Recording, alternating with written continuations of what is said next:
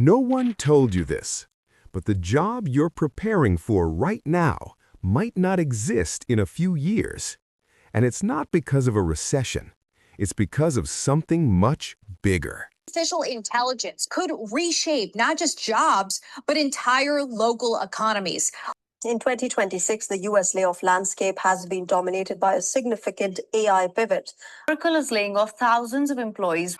Artificial intelligence is continuing to take over human jobs.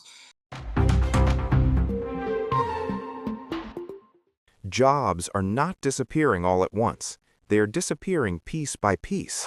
Not in factories, not on assembly lines, but inside everyday work. Quietly, systematically, already happening. Across industries, companies are already restructuring around artificial intelligence. Some are cutting thousands of roles. Others are freezing hiring, and many are quietly replacing tasks instead of people. This is what the new industrial revolution looks like. The industrial revolution of this modern era is already here, and most people don't even realize it. It's not happening in factories or on assembly lines. It's happening quietly, inside computers, inside offices, inside everyday work. First, AI began replacing routine service jobs, customer support, retail operations, basic workflows. Then something more subtle began. It started moving into white-collar work, taking on entry-level roles, the very jobs people once relied on to begin their careers. And that raises a much bigger question. What happens when AI doesn't just assist work, but starts doing the work itself? We've seen technological revolutions before. The Industrial Revolution replaced manual labor, but it also created new kinds of jobs. Humans adapted. They worked alongside machines. But this time may be different, because AI is not just automating labor, it's replicating tasks within jobs, not entire roles all at once, but step by step. And when enough of those steps are automated, the role itself begins to disappear. That's why the definition of work is starting to change. For decades, careers were built around degrees, designations, job titles. But in an AI-driven world, those structures begin to weaken. Instead, value shifts towards skills, execution, outcomes, what you can actually do, and how effectively you can do it. There are two ways to respond to this shift. You can fear it, or you can learn to use it. The people who thrive in this new environment won't be competing against AI. They'll be working with it, using it to move faster, think better, execute at a higher level.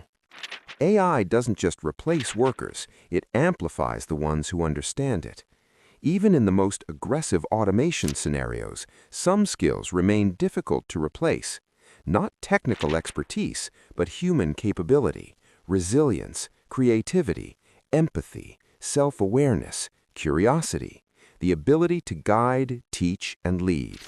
These are not easily automated, and as machines take over execution, these become the real differentiators. But there's a harder truth behind all of this. AI may not just transform jobs, it may reduce them. Some estimates suggest that 20 to 30% of roles could be impacted, which raises deeper questions. If productivity increases and companies become more profitable, who benefits? Do workers share in that upside, or does it concentrate among a small group? These are not just economic questions, they are societal ones. This shift is already reshaping how people learn, because in an AI-driven world, knowing something is no longer enough. You need to apply it. That's why platforms like UCertify focus on hands-on learning, where learners don't just read theory, but actually use tools, run systems, and solve real problems. It's a small shift in education, but it reflects a much larger transformation. The question is no longer whether AI will change work. It already is. The real question is this: who adapts fast enough to benefit from it? Because the future of work won't be defined by what you know, but by what you can do with it, and how effectively you can apply it in real situations. In this new era, survival doesn't belong to the strongest. or the most experienced. It belongs to the most adaptable. And if you want to stay ahead of what's changing, not just react to it, then consider subscribing. Because this shift is only just beginning. And the people who understand it early are the ones who benefit the most.